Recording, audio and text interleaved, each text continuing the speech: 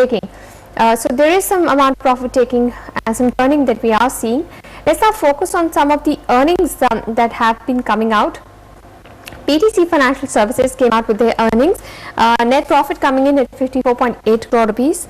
Total income coming in at 212 crore rupees, and interest income seeing a growth of 62% at 89.6 crore rupees. We are joined by Mr. R.M. Malla, MD and CEO at PTC India Financial Services, who is joining us to talk to us about the earnings.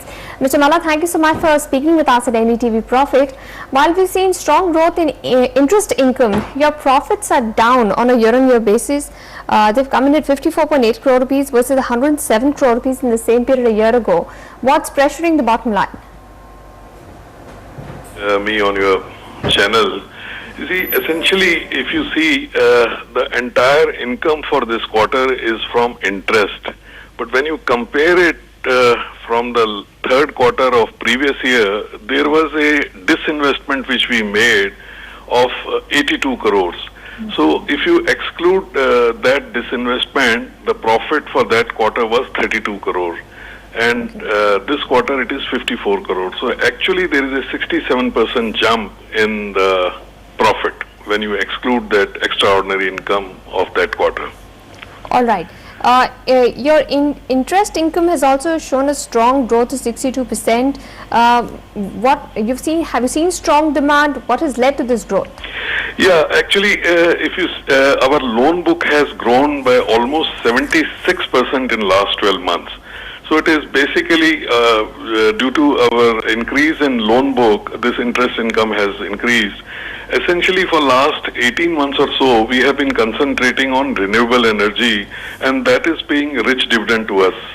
And today almost 40% of our commitment is to renewable energy, and both solar as well as wind. The advantage is that the gestation period of these projects is anything between 9 months to 15 months. So these projects get implemented very quickly, and since they have anything up to 25 years of power purchase agreement, so the income is also very consistent. And as an organization, we find this sphere very valuable because this gives a huge scope for diversification on the entrepreneurs as well as states. And we will continue to remain our focus on renewable. As you know, probably India as a country is planning to have 1 lakh megawatt through solar and another 50,000 megawatt through wind. So it's a very exciting period, and PTC India Financial Services will play a very meaningful role in this sector in the coming months and years. Right. So what was the growth in disbursements in the third quarter? See, essentially, the sanctions, so far we have done close to, this financial year, close to 4,000 crore. Our disbursements are close to 2,000 crore, and we believe that the disbursements will also catch up in the fourth quarter.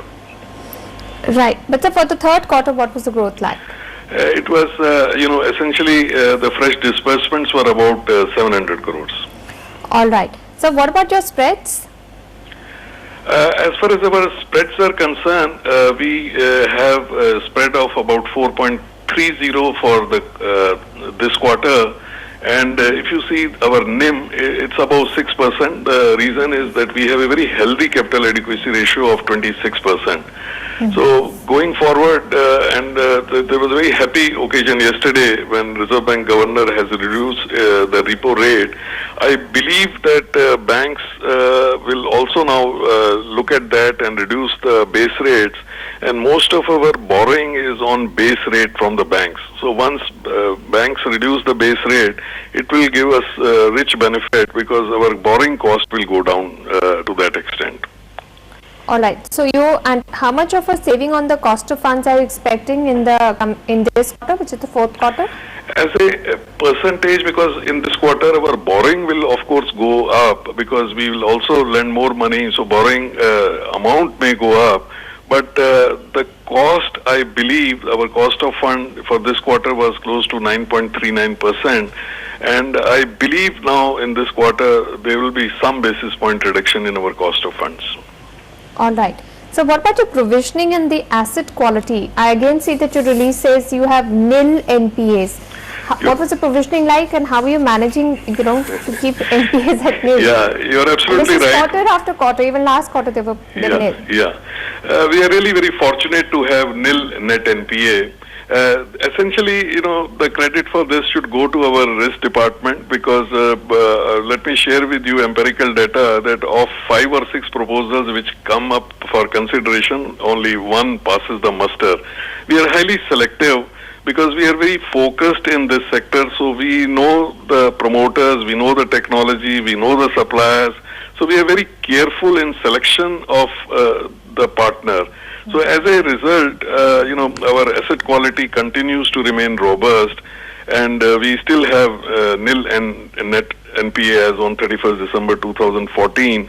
And regarding other provisioning, probably we are one of the few NBFCs which are making provision of 0.5% on its standard asset, as against 0.25 which Reserve Bank has mandated to NBFCs today. So that's why once our sanctions go up, the provisioning for standard assets goes up. So even if we disburse some money on 15 December, on 31st December we make a provision of 0.5% on that standard asset. So what was the total provisioning for this quarter? For this quarter, our provisioning was close to 8 crores. Sir, can you repeat that? How 8 much? crores. 8 crores. Right. So, what is the demand scenario working out from here on? We have seen that the government is focused on renewable energy. What kind of growth are you going to pencil in for FY15 and FY16? See, you are absolutely right. The country is planning to have 1 lakh megawatt in solar by year 2022, which is 7 years. So if we convert into figures, 1 lakh megawatt at the current cost of solar, which is around 7 crore per megawatt, works out to something like 7 lakh crore.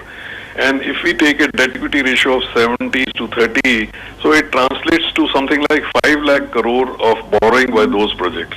Similarly, in wind, the capacity expected to come in next 5-7 years is 50,000. There the cost is 6 crore per megawatt. So that also becomes something like 4 lakh crore.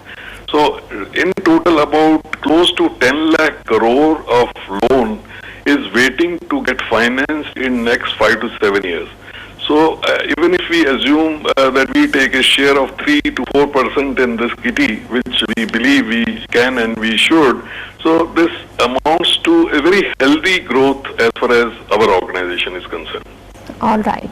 Thank you so much, Mr. Malla, for speaking with us at NDTV Profit. Let's hope you will manage to get 3 to 4% of this large 10 lakh crore of loans that are waiting waiting to be financed. Thanks so much for speaking with us at NDTV Profit. So, PTC India Financial Limited, that's the stock to watch out for. I think NIT, this is the education company. It has come out with the earnings, and the stock is slumped. It's down nearly 3%.